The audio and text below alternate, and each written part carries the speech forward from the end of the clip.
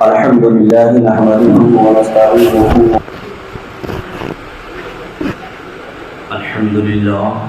الحمد لله نحمده ونستعينه ونستغفره ونؤمن به ونتوكل عليه ونعوذ بالله من شرور أنفسنا ومن سيئات أعمالنا من يهده الله فلا مضل له ومن يضلله فلا هادي له ونشهد أن لا إله إلا الله وحده لا شريك له ونشهد أن محمدا عبده ورسوله أما بعد فأعوذ بالله من الشيطان الرجيم بسم الله الرحمن الرحيم ألا إن أولياء الله لا خوف عليهم ولا هم يحزنون صدق الله المولانا العلي العظيم وصدق رسوله النبي الأمين المتين الكريم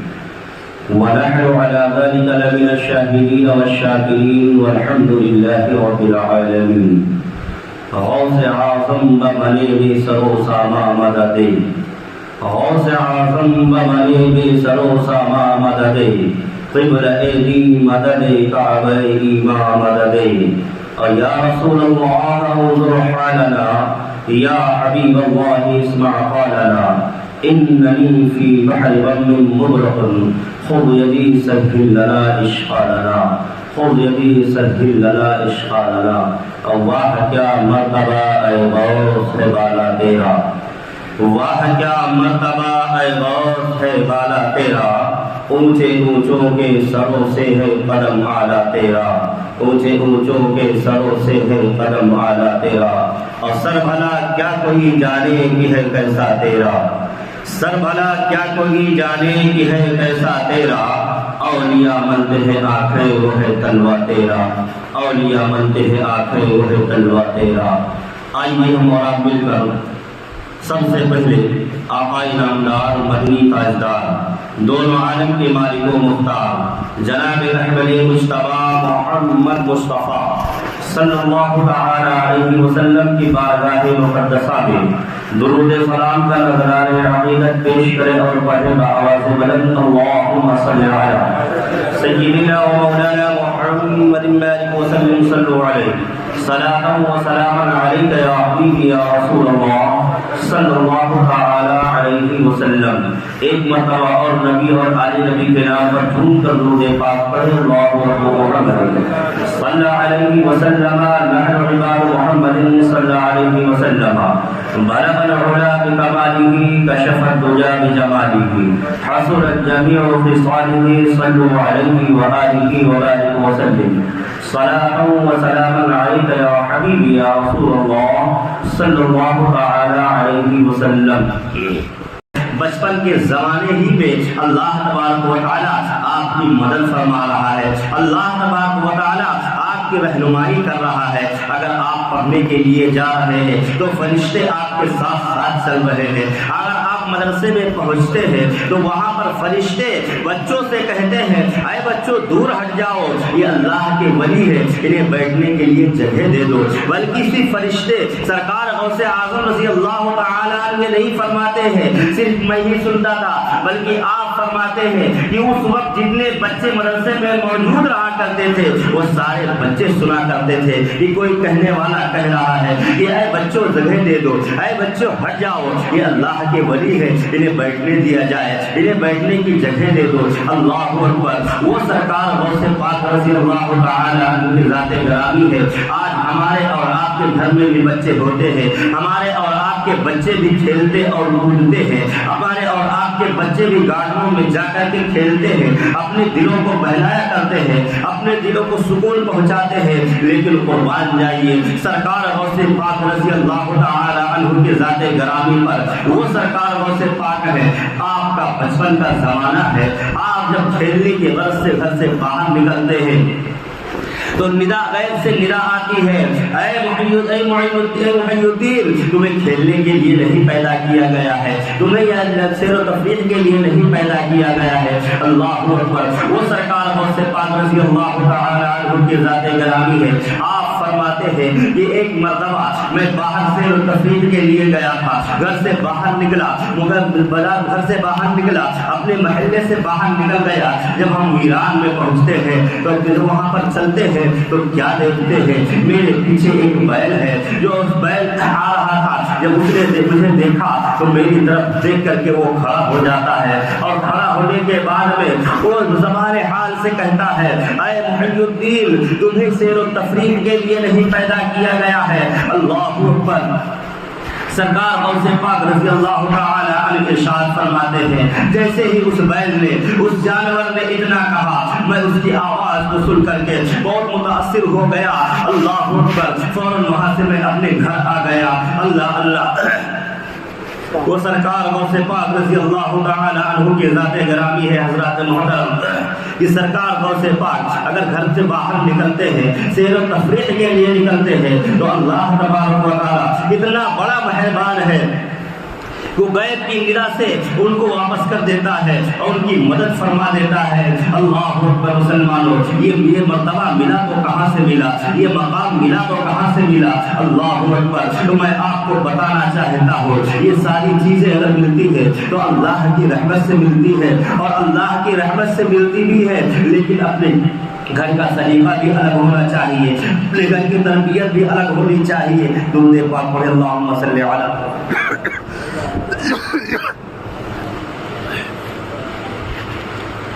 سیدنا مولانا محمد بارک وسلم صلی اللہ علیہ السلام و سلام علیک یا رسول اللہ صلی اللہ علیہ وسلم۔ تو میں عرض یہ کر رہا تھا کہ یہ مرتبہ اگر ملا ہے سرکار غوث پاک رضی اللہ تعالی عنہ کو، تو آپ کو گھر سے بھی ملا ہے اور اللہ کی رحمت سے بھی ملا ہے۔ آپ کے گھر کا معائنہ کرتے ہیں، آپ کے والد گرامی کا معائنہ کرتے ہیں، آپ کے والد محترمہ کا معائنہ کرتے ہیں، آپ کو دیکھتے چلتے ہیں۔ رمضان کا مہینہ ہے، سرکار غوث پاک رضی اللہ تعالی عنہ کے والد محترم ہے، وہ ان روزے سے تھے اور سفر کے لیے کہیں جانا تھا، سفر کے لیے گھر سے نکل پڑتے ہیں، افطار کے لیے آپ کے پاس کچھ نہیں تھا، آپ راستے طے کرتے ہوئے جا رہے ہیں، اب افطار کا وقت قریب آ گیا ہے، ایک ندی کے قریب پہنچتے ہیں، اور وہاں پہنچنے کے بعد میں آپ نے دل میں سوچا کہ افطار کا وقت ہو گیا ہے، میرے پاس افطار کرنے کے لیے کچھ کوئی چیز نہیں ہے جس سے میں افطار کر سکوں، لیکن جب دریا کے اوپر نظر ڈالتے ہیں تو کیا دیکھتے ہیں کہ ایک سیب ہے جو بہتا ہوا آ رہا ہے۔ انہوں نے سوچا کہ اس سیب کو اٹھا کر کے اسی سے افطار کر لیا جائے، اسی سے روزے کو کھول دیا جائے، اور صبح سے لے کر شام تک بھوکے بھی تھے، روزے سے تھے، بھوک لگی ہوئی تھی، شکم سے نہیں تھے۔ انہوں نے سوچا کہ اس سیب کو اٹھا کر کے اس سے افطار کر لیا جائے۔ سیب کو اٹھایا اور اٹھانے کے بعد میں افطار کر لیا، سیب کو اٹھایا اور کھا لیا، روزہ کھول لیا، لیکن جیسے ہی روزہ کھولنا تھا، اس سیب کو پیٹ کے اندر جانا تھا، آپ کے دل میں یہ خیال پیدا ہو گیا، آپ کے دل میں یہ سوچ پیدا ہو گئی، آخر میں نے سیب تو کھا لیا ہے، افطار تو کر لیا ہے، لیکن میں نے اس سیب کے مالک سے اجازت نہیں لیا ہے، پتہ نہیں یہ سیب کہاں سے آیا ہے، اس کا مالک کون ہوگا۔ اللہ اکبر۔ میں نے سیب کھا لیا ہے، آج میں نے اپنے پیٹ کو بھر لیا ہے، افطار کر لیا ہے، کل یہ نہ ہو کہ میدان محشر میں جب جایا جائے، میدان محشر میں رب کے سامنے جب پیش ہوا جائے تو یہی سے ہمارے لیے جہنم کا راستہ بن جائے۔ اللہ اکبر۔ مسلمانوں، وہ عبداللہ صومعی رضی اللہ تعالی عنہ، ابو صالح رنگی دوست رحمت اللہ تعالی علیہ، جب انہوں نے یہ دل میں سوچا، یہ دل میں عہد کر لیا کہ کل ہو سکتا ہے میدان محشر میں میرے لیے جہنم کا راستہ بن جائے گا، انہوں نے سوچا اب اس کی اجازت لے لی جائے، اس کے مالک کو تلاش کیا جائے۔ اللہ اکبر۔ مسلمانوں، انہوں نے یہ دیکھا کہ جس طرف سے وہ سے بہتا ہوا آ رہا تھا اسی طرف رک کر دیتے ہیں اور چلنا شروع کر دیتے ہیں، چلتے چلتے چلتے چلتے کچھ دیر کے بعد کیا دیکھتے ہیں، ایک باغ ہے جس کی ٹہنیاں ہے جو ندی کے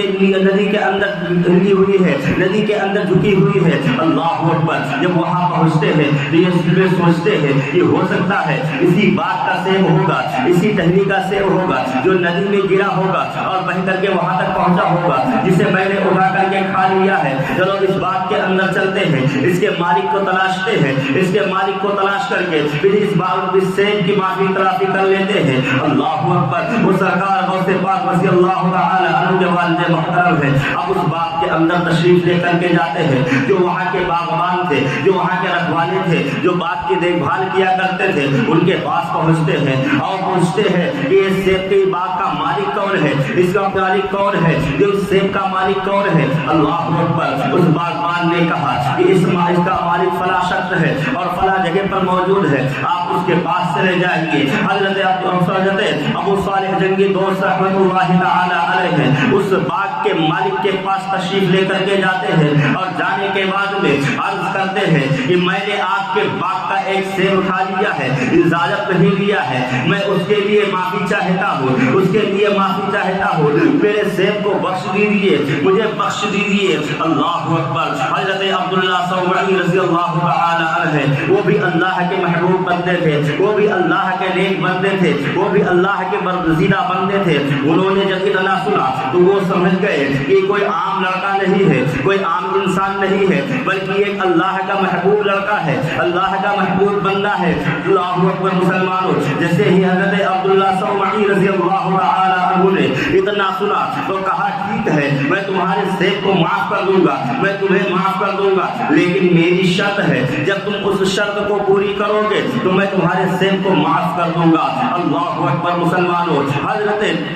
अबू सालेह रज़ी अल्लाह तआला अन्हु ने जब इतना सुना कि मेरा सेब जो मैंने खाया था मुझे माफी मिल जाएगी, तो उन्होंने कहा तुम्हारी शर्त मुझे मंजूर है, मुझे बताया जाए कौन सी ऐसी शर्त है जिसे मुझे करना पड़ेगा। अल्लाहु अकबर। हज़रत अब्दुल्लाह सौमई रज़ी अल्लाह तआला अन्हु इरशाद फरमाते हैं कि तुम्हें 10 साल तक मेरे इस बाग की रखवाली करनी पड़ेगी, जब तुम 10 साल पूरा कर लोगे तुम्हें माफ कर दिया जाएगा। हज़रत अबू सालेह रज़ी अल्लाह तआला अन्हु वो अर्ज करते हैं मुझे ये शर्त मंजूर है, मैं ये करने के लिए तैयार हूँ। अल्लाहु अकबर। वो 10 साल तक उस बाग की रखवाली करते हैं और देखभाल करते हैं। जब 10 साल पूरा होता है फिर आपकी बारगाह में पहुँचते हैं, कहते हैं हुजूर मैंने अपनी शर्त पूरी कर दी है, मुझे माफ कर दिया जाए, मैंने जो सेब खाया था उसे माफ कर दिया जाए, मेरे लिए वो हलाल हो जाए। लेकिन हजरत अब्दुल्लाह सौमई रज़ी अल्लाह तआला अन्हु इरशाद फरमाते हैं कि ऐ अल्लाह के बंदे,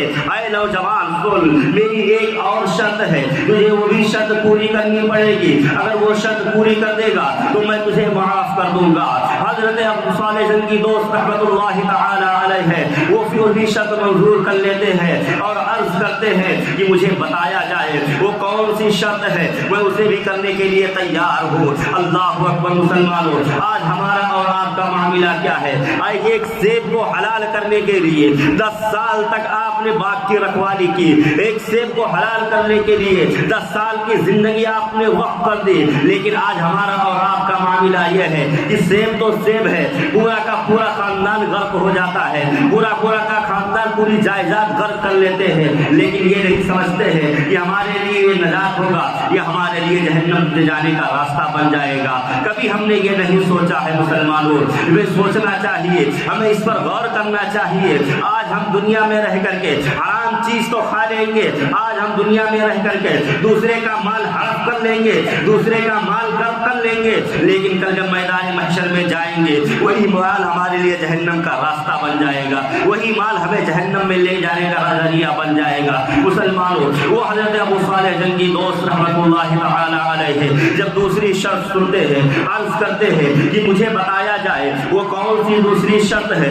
मैं उसे भी करने के लिए तैयार हूँ। हजरत अब्दुल्लाह सौमई रज़ी अल्लाह तआला अन्हु इरशाद फरमाते हैं कि मेरी एक बच्ची है जो हाथ की लूली है, आँख की अंधी है, कान की बहरी है, जुबान की गूंगी है और पैर की लंगड़ी है, तुम्हें उससे शादी करना होगा, तुम्हें उससे निकाह करना होगा, जब तुम ये निकाह कर लोगे तो मैं तुम्हें माफ कर दूंगा। अल्लाहु अकबर। इतना सुनना था। हजरत अबू सालेह रज़ी अल्लाह तआला अन्हु कश्मकश में पड़ जाते हैं, एक तरफ ये सोचते हैं कि एक सेब का मामला है, एक तरफ ये सोचते हैं कि पूरी जिंदगी का मामला है, अगर ये फैसला करता हो कि मैं ये शादी नहीं करूंगा तो ये हम जिंदगी زندگی تو ہماری کٹ جائے گی، لیکن کل میدان محشر میں ہو سکتا ہے یہی سے ہمارے لیے جہنم کا ذریعہ بن جائے۔ انہوں نے وہ شرط بھی قبول کر لی، کہا مجھے یہ بھی شرط منظور ہے، میں اس کے لیے بھی راضی ہوں، میں نکاح کر لوں گا۔ اللہ اکبر۔ حضرت عبداللہ صومعی رضی اللہ تعالی عنہ ارشاد فرماتے ہیں کہ میں نے تمہیں معاف کر دیا،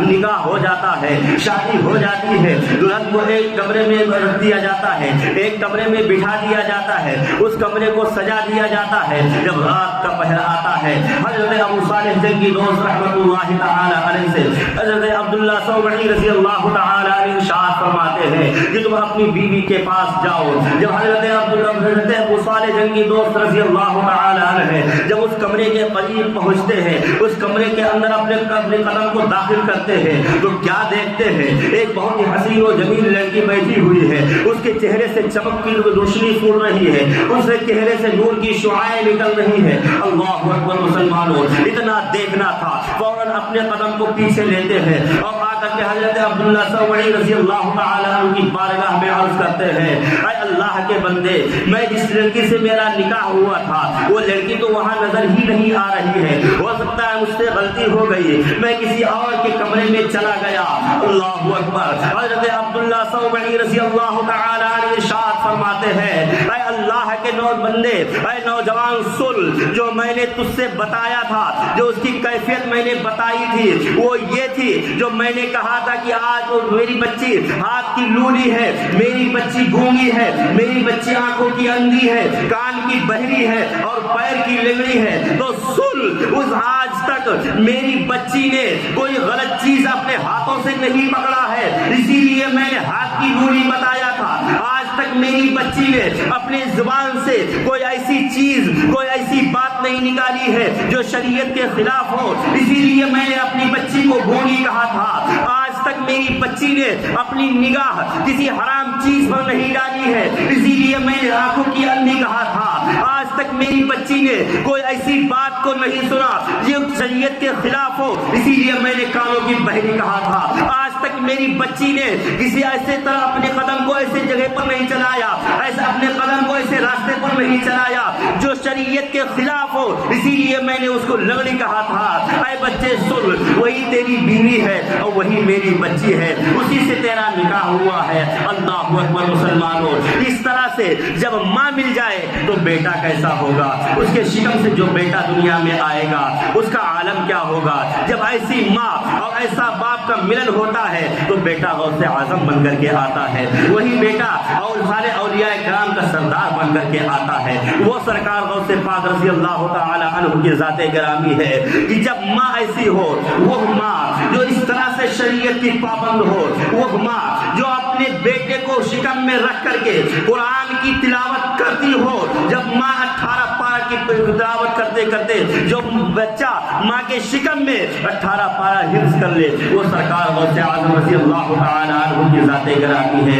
حضرات محترم، آج لوگ کہتے ہیں کہ تم انہیں مشکل کشا کہتے ہو، آج لوگ کہتے ہیں تم انہیں غوث اعظم کہتے ہو۔ اللہ اکبر، میں انہیں مشکل کشا بھی مانتا ہوں، انہیں غوث اعظم بھی مانتا ہوں، انہیں مدد کرنے والا بھی مانتا ہوں، اس لیے کہ اللہ تبارک و تعالیٰ کی ذات جو ہے وہ حق ہے کہ اللہ تبارک و تعالیٰ کی عطا کرنے والا ہے، اللہ تبارک و تعالیٰ مشکل کشا بھی ہے، اللہ تبارک و تعالیٰ مدد کرنے والا بھی ہے، لیکن اللہ نے اپنی عطا سے سارے بزرگوں کو وہ قوت عطا کیا ہے، وہ قوت دی ہے کہ وہ بھی عطا کر سکتے ہیں، اللہ کی مدد سے وہ بھی عطا کر سکتے ہیں۔ اللہ جو عطا کرتا ہے وہ اس کا ذاتی ہے، اور جو اولیاء کرام عطا کرتے ہیں یہ عطائی ہے۔ اللہ نے انہیں جو قوت دی ہے، وہ طاقت دی ہے، وہ جسے چاہے عطا کر دے، جسے چاہے ان کی مدد کر دے، جسے چاہے جب چاہے جس طرح سے مشکل میں اگر پھنسا ہو، مشکل کے وقت انہیں یاد کر لے تو وہ اس کی مشکل کشائی بھی کرتے ہوئے نظر آتے ہیں۔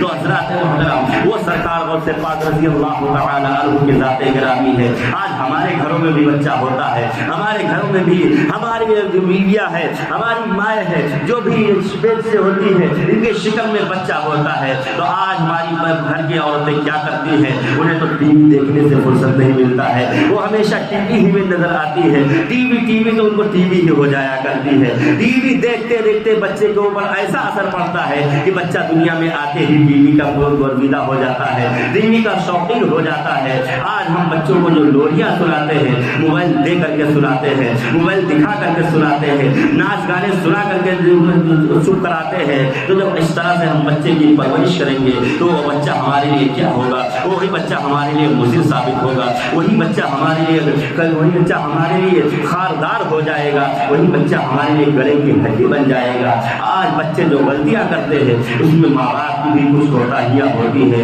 ماں باپ انہیں اچھی تربیت نہیں دیتے ہیں۔ اللہ اکبر، آج ہم شریعت سے دور ہیں۔ سرکار غوث پاک کا زمانہ دیکھیے، سرکار غوث پاک کا دور دیکھیے، وہ سرکار غوث پاک رضی اللہ تعالیٰ عنہ کی ذات گرامی ہے کہ علم حاصل کرنے کے لیے جب اپنی ماں سے اجازت لینے گئے تھے تو آپ کی ماں نے صرف یہ کشف میں جا کر کے دیکھا تھا کہ آپ یہاں رہ کر کے علم حاصل نہیں کر سکتے، آپ کو سفر کرنا ہی پڑے گا۔ تو ماں نے اپنی قربانی پیش کر دی، کہا بیٹا میں اپنی قربانی تو دے سکتی ہوں لیکن علم سے تجھے دور نہیں رکھ سکتی ہو، علم حاصل کرنے کے لیے آپ کو اجازت دے دیا ہے۔ اور وہ ماں کہ آپ نے یہ جان لیا تھا کہ اگر آج میرا بیٹا یہاں سے چلا جائے گا تو کل واپس یہ اس وقت تک میں اس کے چہرے کی زیارت نہیں کر سکوں گی جب تک قیامت نہ آ جائے گی، قیامت تک میں اس کے چہرے کی زیارت نہیں کر سکوں گی۔ اللہ اکبر، ماں کو یہ معلوم ہے کہ میں اپنے بیٹے کو واپس دیکھ نہیں سکوں گی، لیکن پھر بھی ماں اپنے بیٹے کو علم حاصل کرنے کے لیے اجازت دے دیتی ہے،